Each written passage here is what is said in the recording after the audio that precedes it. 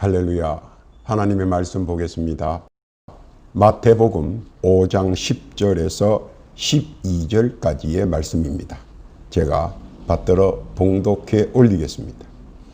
의를 위하여 핍박을 받는 자는 복이 있나니 천국이 저희 것임이라. 나를 인하여 너희를 욕하고 핍박하고 거짓으로 너희를 거스려 모든 악한 말을 할 때에는 너희에게 복이 있나니 기뻐하고 즐거워하라. 하늘에서 너희의 상이 큽니다.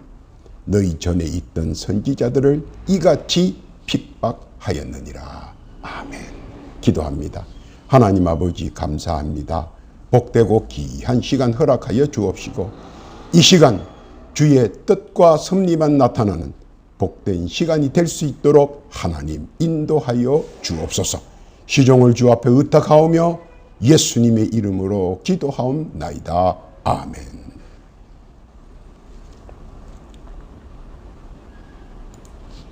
할렐루야. 세상사의 난관은 누구에게나 다 있습니다. 신자나 불신자나 이 세상에 사는 이상 세상사의 고난은 똑같이 누구에게나 공평하게 옵니다. 신자나 불신자나 전혀 차이는 없습니다. 만약 있다고 생각한다면 그것은 큰 오산일 것입니다. 단지 신자는 대차대조를 할 수 있고 불신자는 대차대조를 할 수 없다는 것, 그것이 다를 뿐입니다. 신자는 고난 중에서 누구 때문에 일어난 고난인가를 구분할 수 있고 불신자는 고난이 자기로 인한 것이기에 그냥 당할 수밖에 없는 것입니다. 신자는 고난을 당할 때 두 종류의 고난으로 자연히 나누어지는데 자신 때문에 혹은 자신에 의해 세상사에서 일어나는 고난인가 아니면 의를 위하여 복음을 위해서 받는 고난인가로 구분합니다. 그리고 그 구분은 신자로서 대단히 중요합니다. 신자는 자신과 자기 개인의 세상사로 인한 고난은 아무리 어려워도 자신이 감당해야 하는 부분이고 신자로서 받는 고난과 역경은 하나님께서 주시하고 있다는 사실입니다. 욥기서에 보면 매일 아침 조회 때마다 하나님은 일일이 그 이름을 불러가며 천군 천사로 하여금 이름의 주인공에 대한 모든 부분을 보고케 하고 또 근황에 대하여 아주 자세히 일거수일투족까지 다 주지하고 계시고 보고 계시고 알고 계시고 또 응시하고 계시다는 것입니다. 그러므로 신자의 고난이 개인 생활로 인하여 발생한 세상사에 대한 고난인가 의를 위하여 받는 고난과 역경인가를 먼저 보고 있다는 사실입니다. 의를 위하여 받는 것은 고난이라고 하지 않고 핍박이라고 합니다. 그 핍박을 받고 역경에 처하면 공경에 빠져 있는가 하는 것이 대단히 중요합니다. 왜냐하면 하나님께서 그의 고난, 즉 의를 위하여 핍박받고 복음 때문에 역경에 처하고 그로 인한 공경에 빠져 있을 때는 하나님께서 자동 개입을 할 수 있기 때문입니다. 그러나 개개인의 일상생활에 인한 고난은 개개인 스스로가 감내해야 한다는 것입니다. 즉 하나님의 개입은 없다는 뜻이기도 합니다. 그렇다고 하나님께서 그냥 계시는 것은 아니고 기도로 간구하기를 기다리고 계신다는 사실도 알아야 합니다. 왜냐하면 하나님과의 대화는 기도가 가장 빠른 대화의 통로이기 때문입니다. 그러므로 누구든지 하나님과 대화를 하고 싶으면 기도하면 하나님께서 나의 기도를 듣고 계신다는 사실입니다. 그리고 그것은 믿어야 합니다. 기도도 믿음 안에서 운용하고 활동하고 살아 역사하는 것이기 때문입니다. 그리고 자기가 받은 고난에 대하여 간구하면 하나님께서는 의의 복음으로 당한 고난과 역경과 공경에 대처해서 개인의 온갖 역경과 곤경들을 막아주시고 지나치게 해주시고 그리고 보호해 주신다는 것입니다. 그리고 더하여 하나님께서는 계속해서 대조해서 우리들을 주시하고 계신다는 사실입니다. 바라기는 하나님께서 주관하시는 식전조회 때마다 나의 이름이 빠지지 않고 늘상 불러지는 복됨이 항상 함께 하시기를 바랍니다. 예수님께서는 오늘 사랑하는 선민들에게 다시 한 번 더 이 사실을 부각시켜 주시면서 깨닫기를 바라십니다. 그것이 무엇인가 한번 살펴보겠습니다. 첫 번째로 의의를 무시하고 자기 세상사로 고난을 받는 자는 되지 말아야 한다는 것입니다.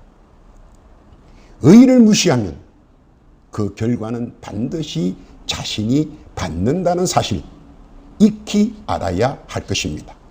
롯을 보면 참 행운합니다. 창세기 13장 1절 이하에 있습니다. 삼촌 덕에 한 살림을 꾸리고 잘 살았습니다. 그런데 삼촌 아브라함이랑 생각이 많이 달랐습니다. 삼촌 아브라함은 선교를 위해 장사하는 아브라함 사업 방식이 결코 롯은 좋아하지 않았습니다. 삼촌 아브라함은 사람들을 위하여 또한 복음과 의를 위하여 하는 사업이었습니다. 흑자와 적자의 유무를 떠나 언제나 사람 중심의 복음 중심의 사업을 펼쳤습니다. 롯이 보기에는 그것이 어리석어 보였고 조금 바보짓 같은 면도 보였을 것입니다. 그래서 자기도 사업을 하면 사람보다 돈을 우선시하는 사업을 하려고 계획을 늘 하고 있었습니다. 롯에게 그런 기회가 성큼 다가왔습니다. 결국 삼촌 아브라함처럼 사람을 위한 사업, 의를 위한 사업이 아니라 진짜 돈을 많이 버는 사업에 전념했습니다. 그러자 그들 주변에 사람들이 모이기 시작했습니다. 그러자 무엇이 달라졌는가 살펴봅니다. 모이는 사람이 어떤 사람들인가 하는 것입니다. 삼촌 아브라함의 가게 앞에는 약한 자와 선한 이웃들이 항상 북적였는데 롯의 가게 앞에서는 술주정꾼, 불황자, 마약을 탐하는 자 등등 이상한 자들이 득실됩니다. 롯의 가게로 오는 손님들은 대체로 인생의 고난과 역경과 고통을 무엇인가 즉 술과 마약과 유흥으로 넘겨보겠다고 야단이지만 정작 그것들로 인해 오히려 더 큰 절망의 깊은 곳까지 빠져들고 있고 헤매고 있는 것을 봅니다. 반대로 삼촌 아브라함의 인생의 역경을 의의 복음으로 이겨보려는 그들에게는 말씀과 기도와 묵상이 최고의 처방이에요. 많은 사람들이 조용하고 정숙했습니다. 그래서 늘 삼촌 아브라함의 가게는 조용했고 경건했습니다. 그러나 반대로 롯의 가게 앞에는 언제나 시끄럽고 소란하고 요란스러웠습니다. 결국 롯에게 복음의 기회가 찾아왔지만 롯은 깨닫지 못했고 롯은 자기가 좋아하는 자기 길로 가버렸습니다. 무엇이 그렇게 만든 것입니까? 3살 버릇 8까지 간다는 속담이 있습니다. 의의 복음을 경시하거나 무시하지 말라는 것입니다. 깨닫기를 바랍니다. 두 번째로 의를 부정하다가 고난을 받은 자는 되지 말아야 한다는 것이 예수님께서 우리에게 충고하는 말씀입니다. 본디오 빌라도를 봅니다. 그는 노련한 정치가입니다. 무슨 말이든 정치적 입장에서 생각하고 정치적 입장에서 해결점을 찾는 사람이었습니다. 그러나 그도 복음은 인정합니다. 그러나 복음도 정치적으로 이용하려고 늘 암수와 꽁수를 만듭니다. 그의 아내는 그러는 그를 위해 늘 걱정합니다. 그리고 그를 진정한 의의 복음 안에 들어갈 수 있도록 온갖 노력과 정성을 다합니다. 그러나 그는 막판 예수의 판결에서 정치적 논리로 판결을 뒤집어 버립니다. 의의 왕이 아닌 이스라엘 왕이라 칭하면서 복음의 논리를 정치적 논리로 탈바꿈시킵니다. 세상적 논리로 복음의 의의를 부정합니다. 그리고 무엇인가 그 사이에 유익을 얻어내려고 합니다. 한 가지 예를 들겠습니다. 사울이 그랬습니다. 그는 명석한 율법 및 법률학자였습니다. 학파와 가문도 쟁쟁합니다. 그는 복음을 부정했습니다. 그러나 장님이 되었고 의의 복음으로 눈을 떴습니다. 사울에서 바울이 되었고 복음의 빛에 한 무리가 되었습니다. 세상에서 복음을 부정하고 잘 되는 일은 결코 없습니다. 왜냐하면 세상사의 고난을 당하면 당할수록 의의 복음은 더욱더 그 가치가 빛나기 때문입니다. 본디오 빌라도도 결국 정치적 희생양이 되어버렸습니다. 정치는 죽이는 것이요 복음은 살리는 것이기에 양립할 수 없으면 각자 자기의 길로 갈 뿐입니다. 즉 의를 부정하는 것은 영원히 자기의 삶을 부정하는 것과 같기 때문입니다. 본디오 빌라도도 처음은 아니라고 극구 우기지만 말년에 가서 깨닫고 후회하나 가롯 유다와 같을 뿐입니다. 그리고 그는 가롯 유다의 길을 따랐습니다. 그런 전철은 우리가 밟지 말아야 합니다. 의의 복음을 지금이라도 긍정해야 합니다. 그러면 의의 복음이 당신을 긍정해 주실 것입니다. 깨닫기를 바랍니다. 세 번째로 의의 배타적 때문에 고난을 받는 자는 되지 말아야 한다는 것입니다.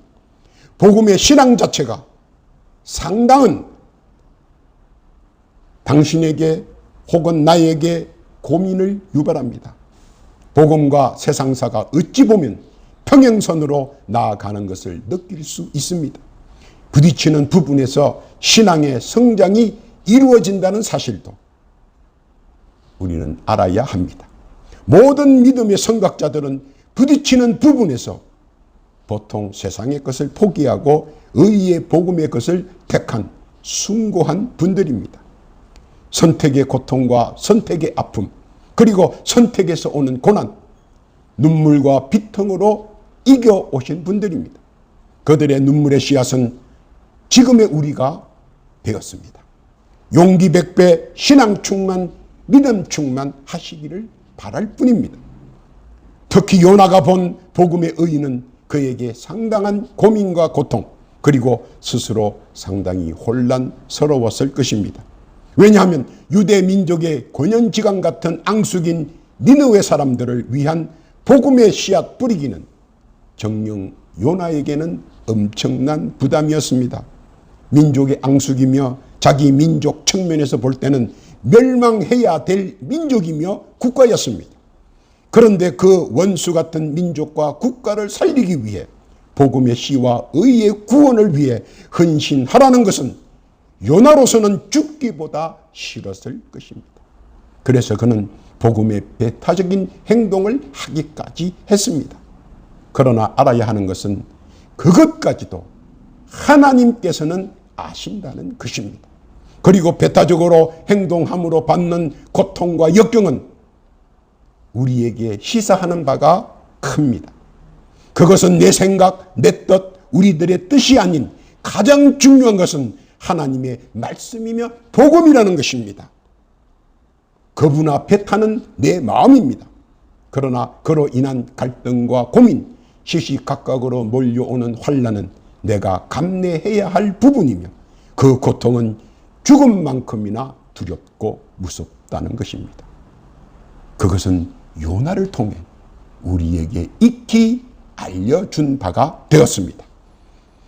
그런데 그것보다도 더 황당한 것은 피할 수 있다고 자신이 자랑하고 숨어 다니고 뛰어다녀도 결국은 돌고 돌아 그 자리, 바로 출발의 그 자리에 내가 다시 서 있다는 사실이 더 황당한 것입니다. 깨닫기는 세상사가 내 마음대로 되지 않는다는 사실을 깨닫기 시작하며 하나님의 말씀을 피해갈 수 없다는 엄청난 사실도 함께 깨닫게 된다는 것입니다. 깨닫기는 돌고 돌아서 고초와 역경 후에 다시 그 자리에 돌아올 바에는 차라리 지혜롭게 처신하는 것이 거부나 배타적보다는 더 낫다고 생각합니다. 요나를 통한 권면과 권고, 우리 주님께서는 깨닫기를 바라십니다. 네 번째로 의를 위한 고난받는 자가 되어야 한다는 것은 우리 주께서 우리에게 강조하는 것입니다. 복음의 길, 의의 길은 세상 사와는 조금 달라 가끔은 충돌할 때도 있습니다.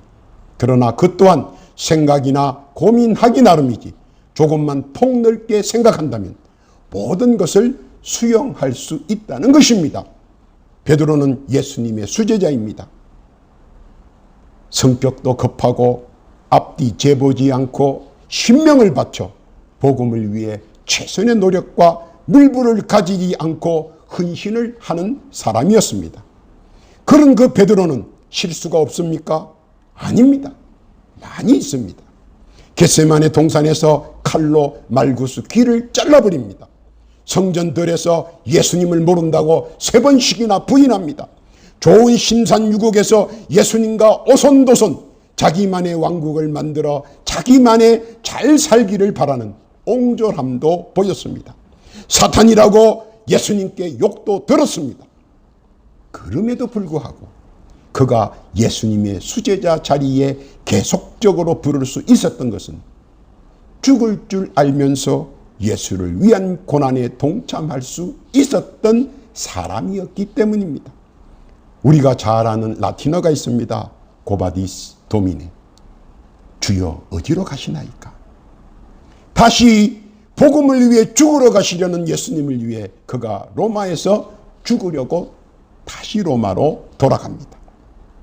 사실 죽으러 간다는 것이 쉬운 것은 아닙니다. 그에게 있어서 아직 할 일이 많이 남아있는데 아마 더더욱 아쉬웠을 것입니다. 의에 위한 고난, 이 고난은 시작부터 끝까지 하나님의 천계법 속에 기록되어 있습니다. 한 사람의 의를 위한 희생과 순교가 사람들 보기에는 그 시대로 그 당대로 끝나는 것 같아도 천계법에 의한 영속성은 영원히 지속된다는 것입니다. 의의 사람들은 이것도 볼 줄 알아야 한다는 것입니다. 당대에서 끝난다고 생각한다면 그것은 하늘의 권세를 너무 모른다는 것입니다. 천계법에 의한 영속성은 이미 하나님께서 말씀하셨고 모두 익히 알고 있는 바이기 때문입니다. 단지 세상사에 묻혀 그냥 무심코 지나치기에 보지 못하고 듣지 못하고 접하지 못해서 그 말씀은 영원히 오늘도 우리 곁에 있다는 사실입니다. 믿으시기를 예수님의 이름으로 부탁합니다. 본문을 다시 한 번 더 봅니다. 첫 번째 마태복음 5장 10절 이하에 보면 의를 위하여 핍박을 받는 자는 복이 있나니 천국이 저희 것임이라고 하십니다. 복음을 위하여 박해를 받는 자 천국이 보장되어 있습니다. 지상 천국과 천상 천국이 이미 보장되어 있다는 것입니다. 단지 인식하지 못해 사용치 못할 뿐입니다. 천지 사방을 둘러보십시오. 모두 그대를 위해 창조되어 있습니다. 사용법만 알면 아무리 좋은 시스템도 사용법을 모르면 무용지물입니다. 그러므로 하나님께서 창조하신 모든 것 사용법 잘 배워 누리시기를 바랍니다. 그 사용법은 어디 있습니까? 그 사용법은 말씀 안에 기록되어 있다는 것입니다. 잠언서 16장 20절에 보니까 삶과 말씀에 주의하는 자는 좋은 것을 얻나니 여호와를 의지하는 자가 복이 있느니라고 말씀하셨습니다. 말씀, 그 안에 우리 이 세상의 모든 지상천국과 천상천국의 사용법이 기록되어 있다는 것입니다. 믿으시기를 예수님의 이름으로 부탁합니다. 두 번째로 마태복음 5장 11절 이하에 보니까 나를 인하여 너희를 욕하고 핍박하고 거짓으로 너희를 거스려 모든 악한 말을 할 때에는 너희에게 복이 있나니 하셨습니다. 하나님 때문에 손해를 받습니까? 예수님 때문에 손해를 받습니까? 예, 있겠지요. 없지는 않겠지요. 직분 잘아서 인내해야 되는 경우도 있겠지요. 직분자라서 하나님께 누를 끼칠까 참을 때도 있지요. 직분자라 수근그림을 당할 때도 있지요. 직분자라 하고픈 말을 절제할 때도 있지요. 그러다 보니 어떨 때는 마음이 상할 때도 있고 상심될 때도 있겠지요. 성질 같아서는 확 하고 폭발해야 하는데 복음 때문에, 하나님 때문에, 예수님 때문에 참을 수 있지요. 그래서 화병이 생길 수도 있습니다. 그러나 잠언서 16장 32절 이하에 보니까 노하기를 더디하는 자는 용사보다 낫고 자기의 마음을 다스리는 자는 성을 빼앗는 자보다 낫다고 했습니다. 그러나 이 모든 상황을 하나님께서는 다 보고 계시며 우리 구주 예수님께서 다 지켜보고 계시다는 사실 믿으시기를 바랍니다. 그리고 노하기를 더디하는 선민의 모습을 보면서 천군 천사를 통해 성령을 통해 믿음의 그릇대로 분명하게 화답하여 주신다는 것입니다.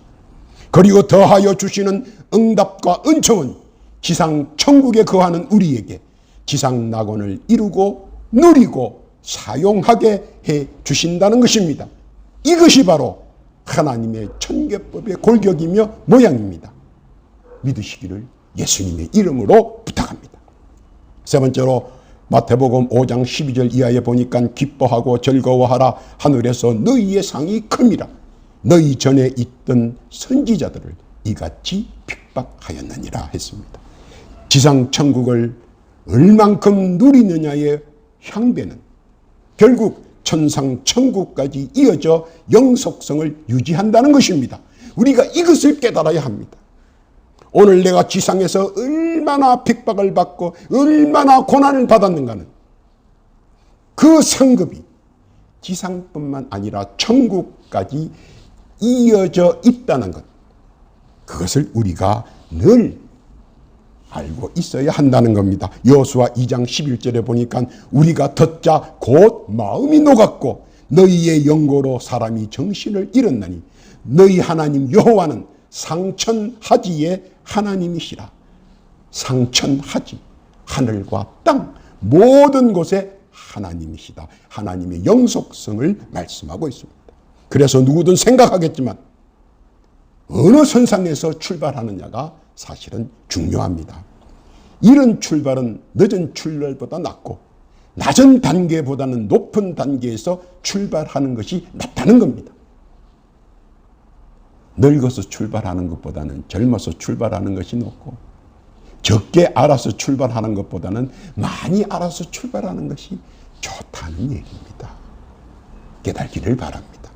그러므로 지상천국, 지상낙원에서도 복음의 고난, 의의 고난의 핍박과 환난과 역병을 맞이하여 그 어간에 하나님과 함께하고 주 예수와 함께하고 성령님과 함께하여 복음 때문에 받은 고난을 하나님의 축복으로 변화될 때 그때 슬쩍 인생의 세상사도 함께하여 세상사 고난은 감하는 축복으로 전환시키고 복음의 고난은 하나님께서 주신 응답과 은총을 누리는 축복으로 우리가 받으면 두 마리 토끼를 다 잡을 수 있는 묘책도 된다는 것입니다.